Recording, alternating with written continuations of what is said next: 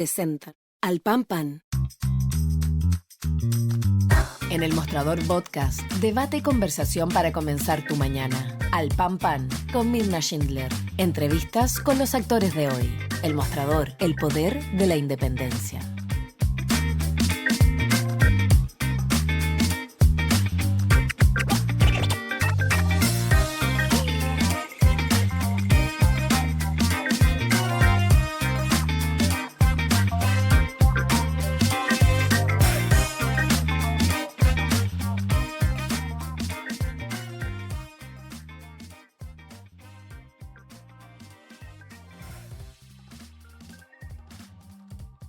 Bien, ¿qué tal? ¿Cómo están ustedes? Comenzamos un nuevo capítulo de Al Pan Pan aquí por el mostrador.cl. Yo estaba buscando mis apuntes y justo se me habían perdido.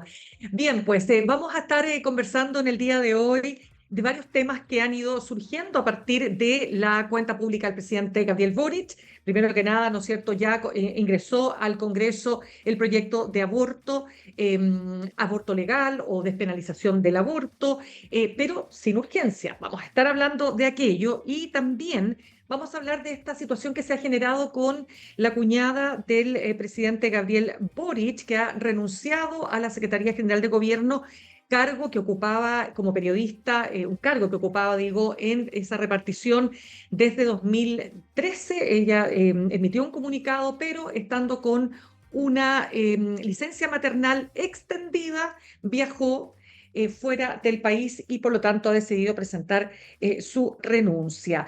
Siguen también las repercusiones por la reorganización del penal Punta Peuco. Esos temas y más vamos a estar conversando y todo lo que dice relación con el análisis de la cuenta en el siguiente bloque con el analista, cientista político, gerente de asuntos públicos de Imagen Acción, Ignacio Imas. Pero ahora vamos a hablar también de los alcances que tienen todos estos temas con el diputado de la UDI por la región del Maule, Gustavo Benavente. ¿Cómo le va, diputado? Gracias por estar con nosotros una vez más.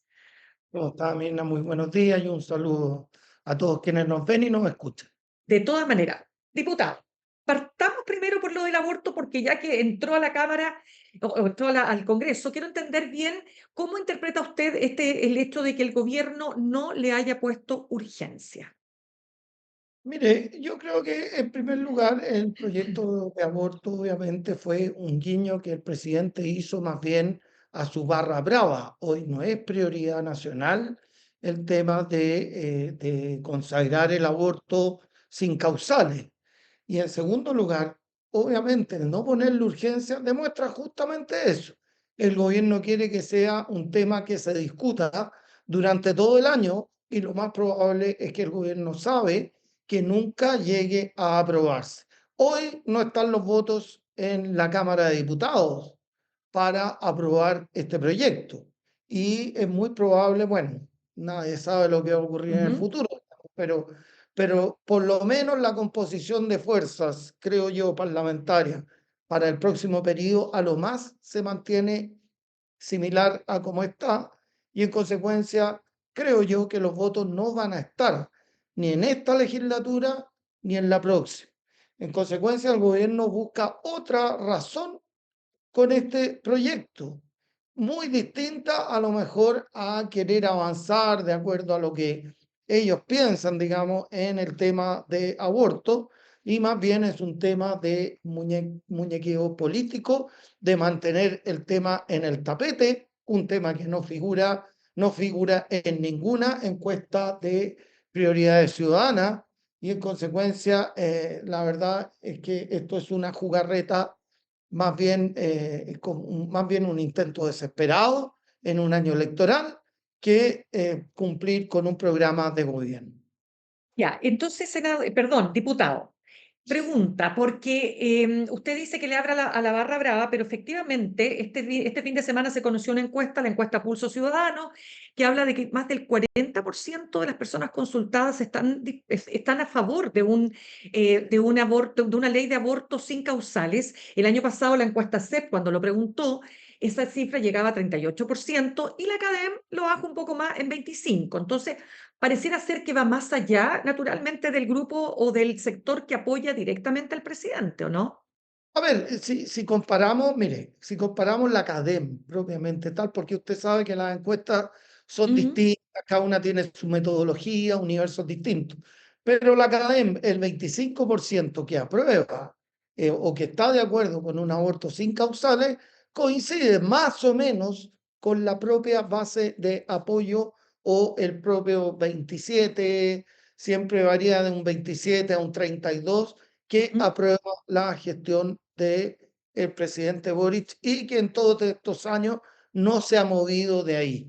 Así es que yo creo que yo creo que por lo menos la CADEM refuerza un poco lo que digo, por lo menos en cifras, digamos. Claro, lo que pasa es que dos buenas encuestas como tanto le digo la CEP, que es considerada la madre de las encuestas, y también la encuesta del Pulso Ciudadano, como le decía, ponen esa cifra casi en el 40% o más. Entonces, no está tan claro, como le digo, que esto sea un tema tan de nicho.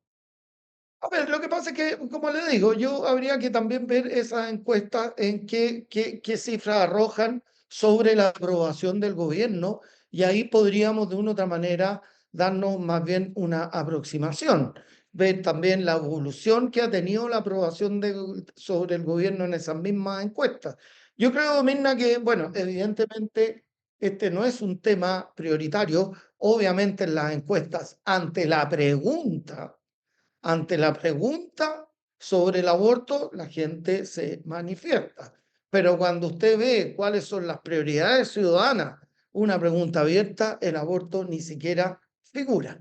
Claro, pero sí, lo que sí está claro, diputado, más allá de que usted tiene razón, que en las primeras respuestas siempre está la delincuencia, la inmigración, temas de la economía, etcétera, pero sí existe una cifra negra que es muy preocupante de la cantidad de mujeres que abortan en Chile de manera clandestina. Entonces, hay ahí una sombra, digamos, que es necesario abordar. La pregunta es si acaso no es importante, diputado, más allá de que no estén los votos, abrir el debate. Mire, lo que pasa es que el tema de los abortos clandestinos eh, es un tema que, a ver, aquí ya entramos en un tema conceptual, ¿no es cierto? Y en un tema a lo mejor de qué implica el aborto para uno u otra persona, digamos.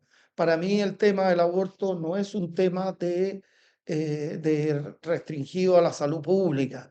Yo soy de los que creo que, y creo que concuerdo además con lo que ha dicho la OMS, digamos. La OMS parte del supuesto de que la vida humana es un instante y que el embrión ya hay vida humana. Y esto no es un tema, muchas veces uno lo tratan de descalificar, que esto es un tema religioso.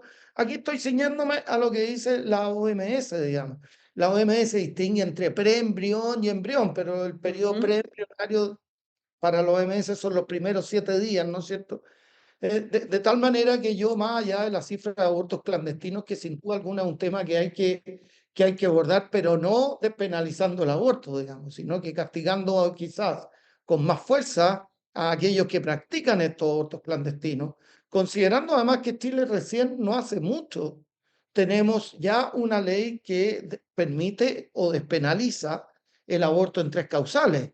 Entonces, la verdad es que si vamos cada vez más a ir reformando una institución que ni siquiera hemos visto una evaluación de ella en la práctica, entonces también me parece a mí un poquito improcedente del tema de los abortos clandestinos, que pueden ocurrir sin duda, ojalá no ocurran y tenemos que tomar las providencias para ello, pero no legalizando el aborto por el hecho de que exista el aborto clandestino. Si el tráfico de drogas también existe y no por ello vamos a legalizar el comercio de cocaína, digamos.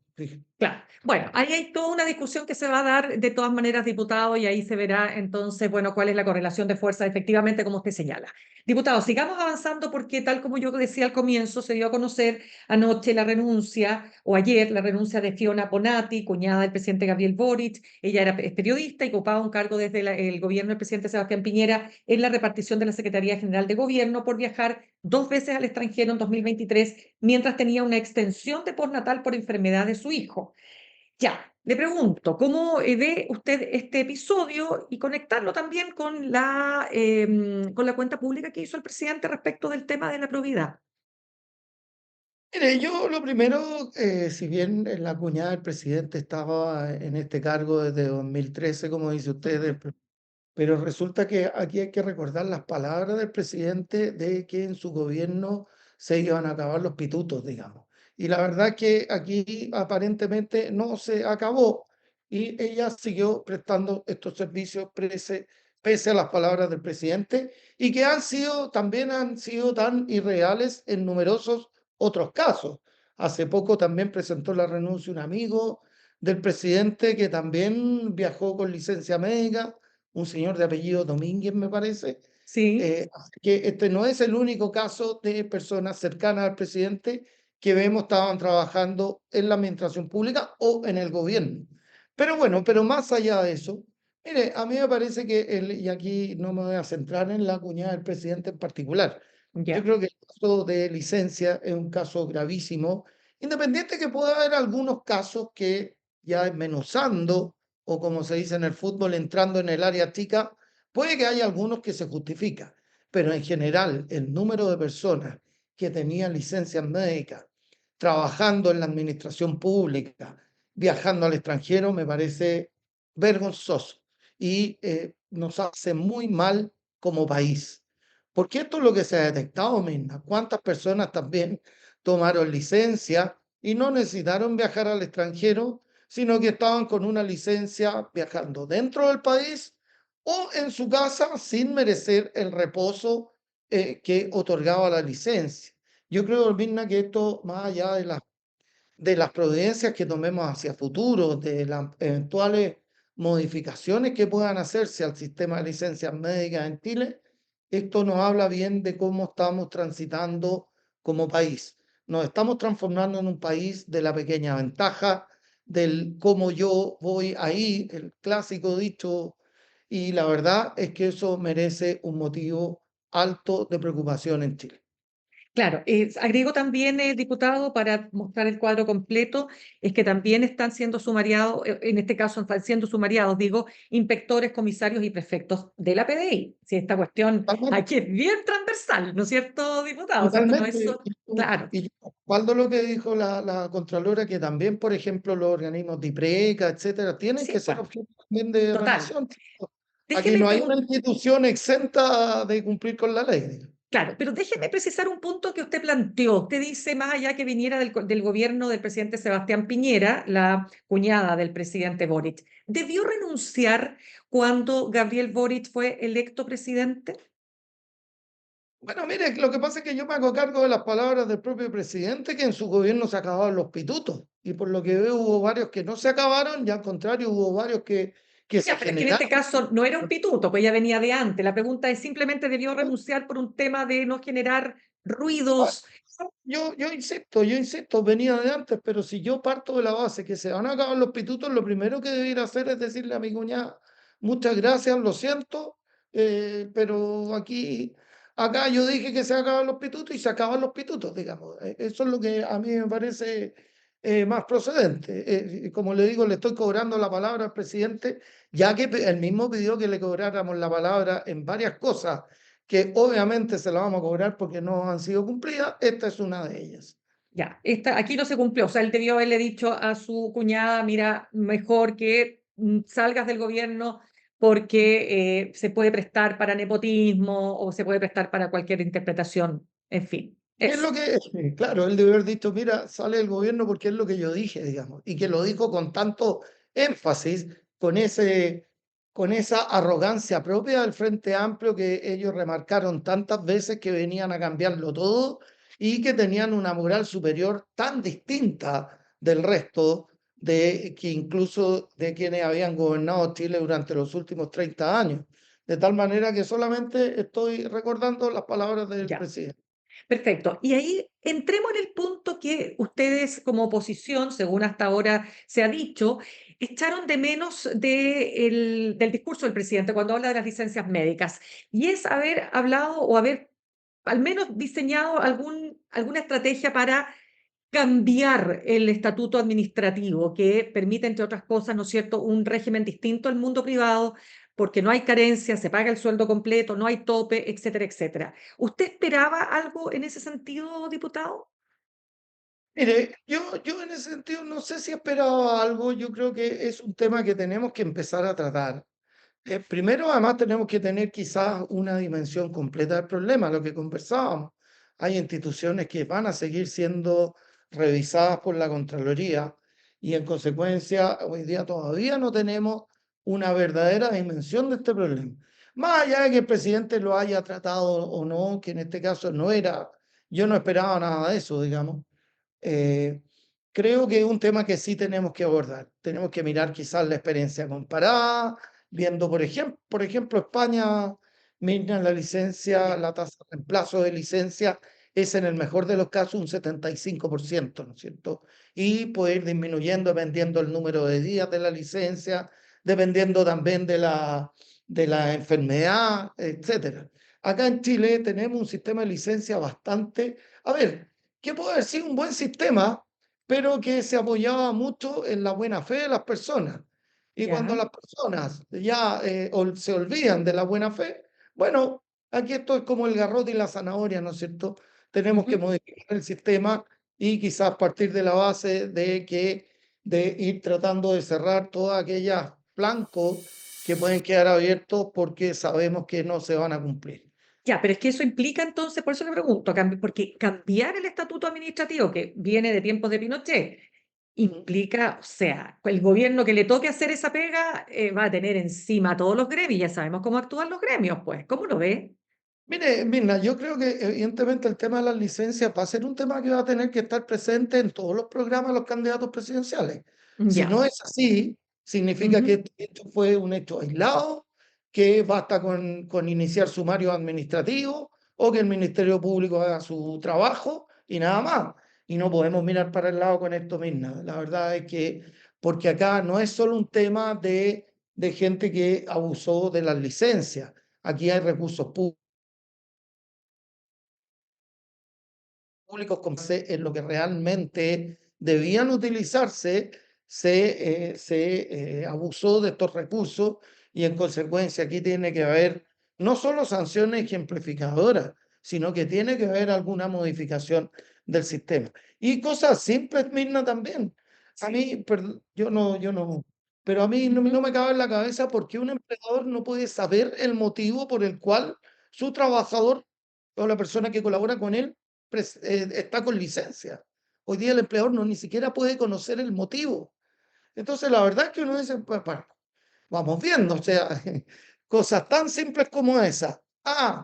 Llegar a presentar licencias, personas que llevan un año con licencia. Algunas licencias yo no quiero, Claro. porque puede haber casos justificados, pero usted ve que de repente hay Sí. licencias de un año con estrés laboral. Y uno dice, bueno, pues llevan un año con estrés laboral y si no trabaja, ¿cuál es el estrés laboral? Digamos, no, no Es que sé. por eso le digo que hay tema con el estatuto administrativo, porque usted sabe que esos sumarios pueden durar mucho tiempo y entre tanto muchos de los directivos que denuncian esto son removidos de sus cargos. Eso ha pasado sobre todo en el servicio público, perdón, en los hospitales públicos. Bueno, Por eso le digo exactamente. que, claro, Tenemos que buscar también sistemas de que los sumarios sean más cortos, quizás. por eso que, ya, entonces este tema, Sin obviamente, lesionar, y ¿Mm? sin lesionar también el derecho de una persona a 0 días. O sea, Obvio. No, y que no paguen justos por pecadores también, pues, si ese es el punto. efectivamente, que Claro. sea un proceso justo, pero quizás más corto, más Exacto, reducido. es un temazo, ¿ah? Va a tener que, como dice usted, va a estar, tiene que estar obviamente y va a ser parte del próximo gobierno. Así. Diputado, déjeme preguntarle, diputado Gustavo Benavente, por el factor internacional Israel-Palestina, porque en esta conversación de ayer, en este mismo programa, el senador Chaguán decía que los dichos del presidente respecto de Palestina, él decía que se había hablado con coherencia, con la coherencia que ha mantenido Chile en materia internacional. Primero que nada, ¿usted cómo lo ve? Mire, yo creo que, a ver, si seguimos el historial del presidente en este conflicto, la verdad es que, a ver, primero que nada, yo, Mirna, obviamente todos lamentamos lo que está ocurriendo en el Medio Oriente, ¿no es cierto? En Israel, en Gaza, y que es un conflicto, llamémoslo, casi bíblico, ¿no es cierto? Porque estamos hablando de dos pueblos que siendo, si nos remontamos también al tema bíblico, Sí. son pueblos que descienden del mismo padre, ¿no es cierto? Ambos descienden de Abraham, pero desde ahí viene el conflicto prácticamente. Pero la verdad es que es un conflicto lamentable. Todos esperamos que se ponga fin a las muertes, que se respete la vida humana de hombres, mujeres y niños y todo lo que conlleva ese conflicto. Nadie quiere un conflicto, nadie quiere la muerte, ¿no es cierto? Y menos incluso para los que en una tierra, además que es una tierra sagrada para tres religiones, Ujú. católicos o cristianos, judíos y musulmanes, ¿no es cierto? Entonces, es muy compleja la situación y ojalá se vaya aclarando. Pero en esto yo creo que en el tema del conflicto también hay que ser cuidadosos. Primero, más allá de la postura que puede asumir Chile en este tema, hay que tener ojo, porque primero, nunca es sano importar conflictos, traer conflictos internacionales al propio país. Hay que tener ojo, porque lo que ya estamos viendo y lo que yo vi en el Congreso, ya se ve por lo menos entre parlamentarios una cierta polarización de este conflicto. Yo vuelvo a decir, aquí hay motivos religiosos, hay motivos raciales también, o llamémoslo, no me gusta la palabra genética porque es complicado, pero hay motivos raciales, obviamente. El senador Chaguán tiene seguramente una sangre que tira, la sangre tira, ¿no es cierto? Y me Pero parece que el senador de su partido, Iván Moreira, no tiene sangre palestina, no pero tiene, igual, curioso, igual mire, apoyó. curiosamente en mi partido, los dos hermanos Moreira, cada uno está en veredas diferentes. Totalmente, sí, eso es Iván bien Moreira curioso. levantó en la Sí, cuenta pública, tenía una bandera de Israel, o sea, es imagínese. curioso. Pero obvio, ya hay parlamentarios que tienen también una sangre a lo mejor judía y que también les tira su sangre, ¿cierto? ¿Cierto? Muy delicado cuando el conflicto tiene que ver tan milenario, ¿no es cierto? Pero hay que tener cuidado con, primero, importar el conflicto. Segundo, yo personalmente, Mirna, de ¿Ya? verdad, es que son poco creíbles algunas palabras del presidente en relación al conflicto. Porque el ¿Cuál? presidente habló de las medidas que iba a tomar, etcétera, y dijo, doy por descontado que yo condeno el terrorismo de Hamas. Pero esto cuando ocurrió este ataque que hizo Hamas, ¿se acuerda que había un Ujú. recital? No hubo ninguna palabra para condenar a ese acto terrorista. No, sí Después hubo, pero se demoró. se Pero demoró hubo. bastante, se demoró Sí, bastante. pero Entonces, fueron ahí uno ve horas. la actitud que tiene bastante dubitativa. ¿Mm? Y tercero, Mirna, yo creo que aquí también tenemos que tener ojo, y esto no lo digo por el tema de un senador norteamericano que apareció hablando, digamos, la verdad es que el senador norteamericano diga lo que quiera, pero a mí me preocupa también las relaciones con Israel. Vuelvo a decir, sin dejar de condenar todo lo que pueda ocurrir en la franja de Gaza, etcétera, pero también tenemos que ponderar todos estos elementos y por eso digo que en materia internacional hay que ser eh, bastante prudente, más allá de que hay temas que siempre vamos a condenar.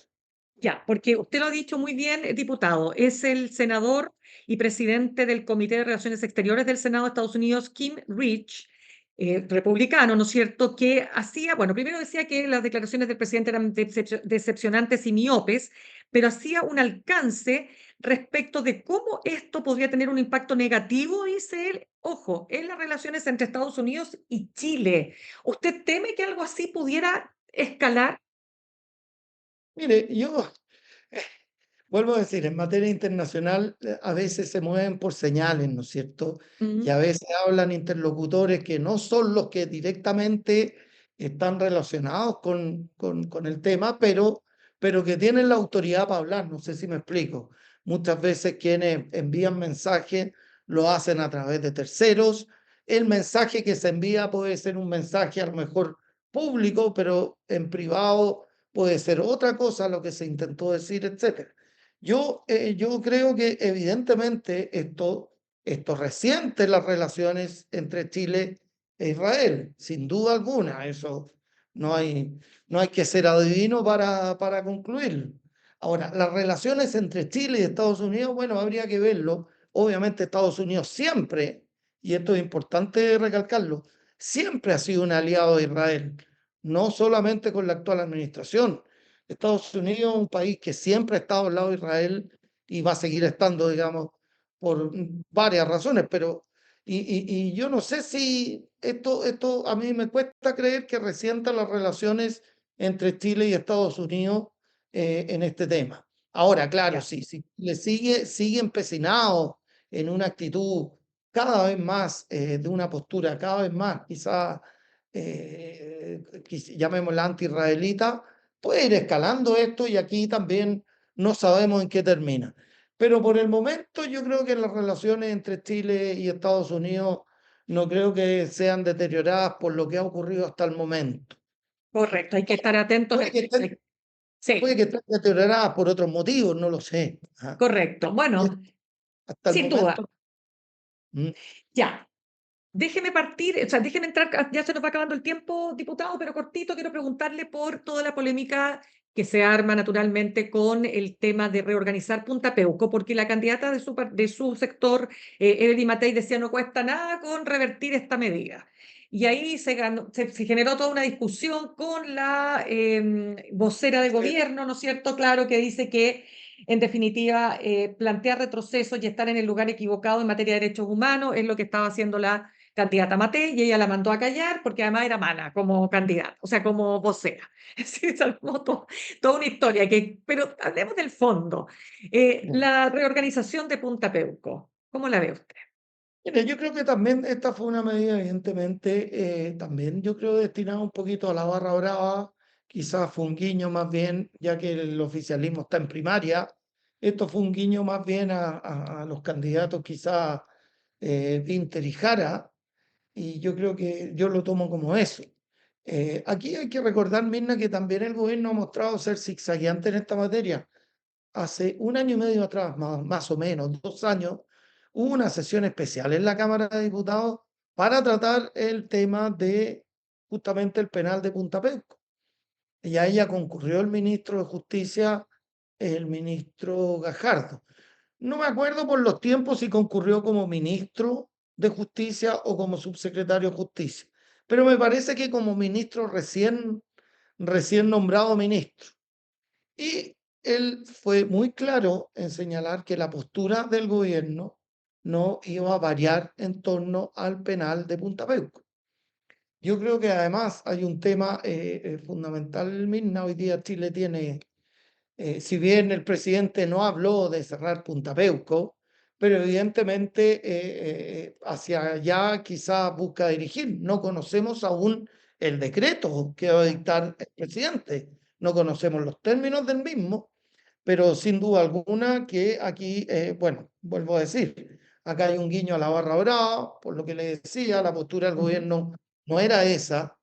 Y en segundo lugar, aquí, más allá del tema de Punta Peuco, pero en Chile faltan tantos recintos carcelarios, hay tanta dificultad para construir nuevos recintos carcelarios, incluso para ampliar los ya existentes, y que el gobierno está pensando en restringir uno de ellos, eventualmente cerrarlo, no lo sabemos, pero las palabras del presidente pueden ir dirigidas a cerrar Punta Peuco, que la verdad que me parece también una medida más efectista y creo yo también no muy conectada con la realidad.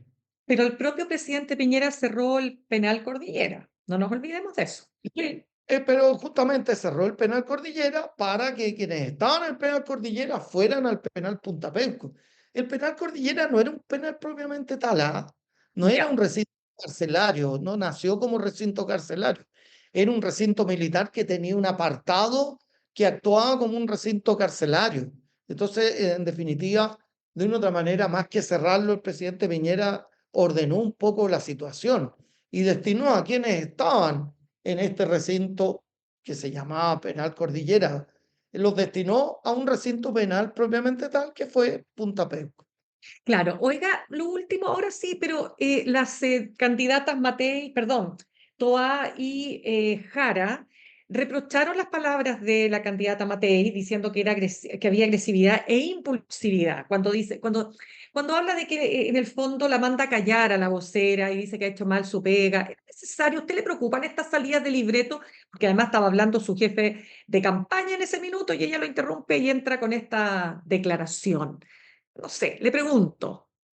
Mire, más allá de eso, nosotros desde hace tiempo ya que estamos viendo que el gobierno está de una otra manera orquestado en atacar a Evelyn Matei. Incluso nosotros hicimos una presentación a Contraloría porque hubo momentos en que los los ministros hacían una verdadera aposta para atacar a nuestra candidata presidencial. Y aquí